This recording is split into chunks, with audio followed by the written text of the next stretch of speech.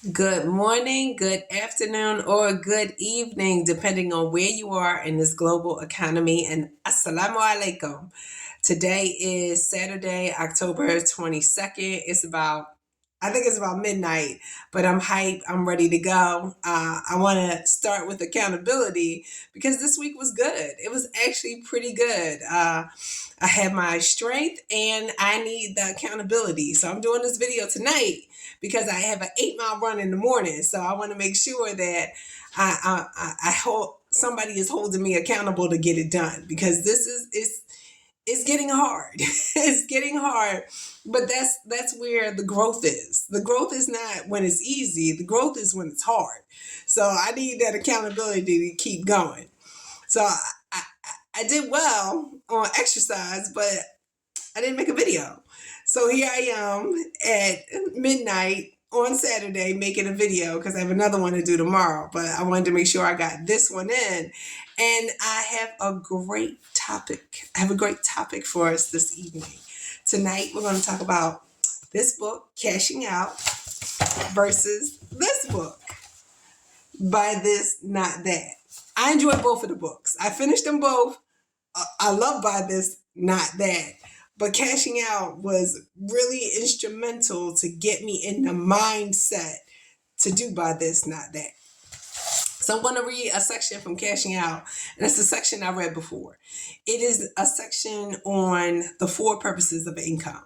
The 4 purposes of income are security, flexibility, independence, and freedom.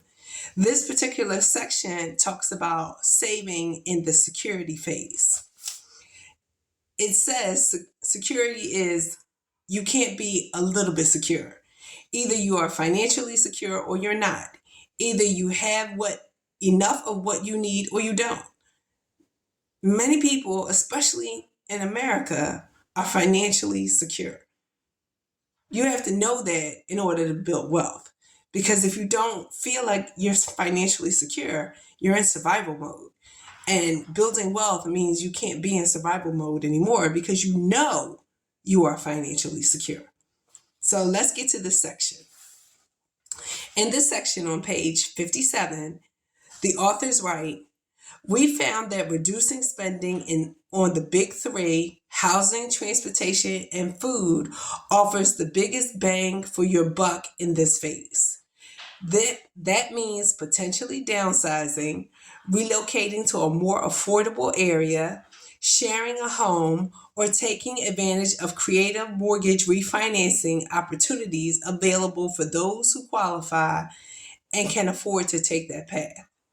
It could also include sharing a car, selling a car, or driving older cars. Last, it means cooking at home as often as possible. Okay, so this one sentence stopped me in my path because I rarely cook at home. That's not something I enjoy. It's not something that I do. And I actually thought it was not a good use of my time. I read that sentence, then decided to look at how I spent my money. My food budget was ridiculous, and I didn't know my food budget was ridiculous. So as I wanted to spend more money paying down my student loans, I took that money out the food budget. I straight up because I had extra money in there if I cooked at home, which I rarely did. So I had to find ways to reduce my expenses from going out because it was ridiculous.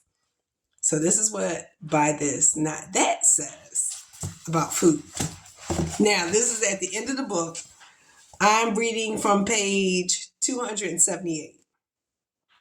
The author wrote, most people have been trained to believe that cooking and eating at home is the wisest financial move. But is it really? The best way to tell is by factoring all costs of preparing meals at home, including, especially, the cost of your time. Calculate what your time is worth per hour and then do the math. If you make $50 an hour and spend an hour cooking and 1 hour buying $30 worth of ingredients, your meal better be worth at least $130. Unless you enjoy cooking, it may not make sense to come home from a long day's work and spend an hour cooking. You could be using this time to unwind, play with your kids, or work on your side hustle. When you factor in all the costs, ordering meals several times a week might not be as indulgent as it seems, especially with the proliferation of food delivery apps. These food delivery companies are heavily subsidized by investors, which results in cost savings for you. Take advantage and buy yourself more time. Use this same logic to determine whether it's worth doing any home task yourself or if you should outsource it. House cleaning, laundry, lawn and yard work, pool maintenance, and snow removal. Many of us default to thinking that outsourcing these everyday jobs is wasteful when we can do them ourselves.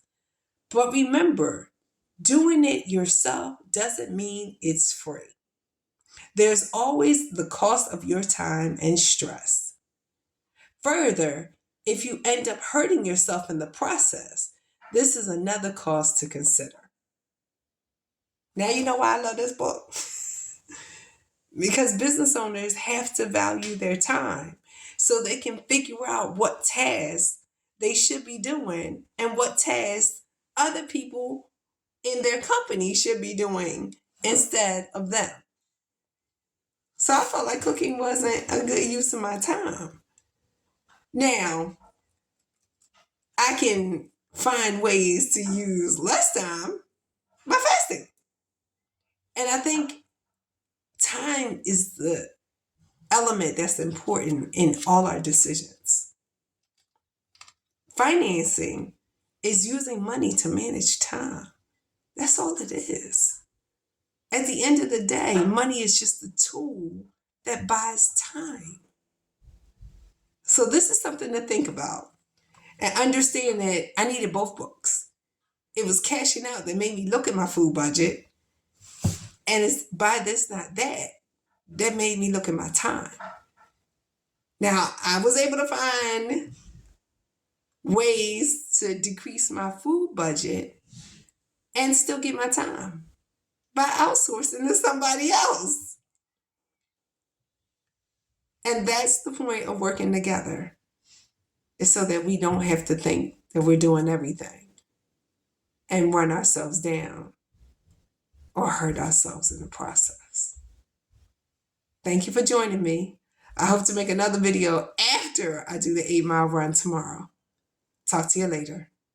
Good night.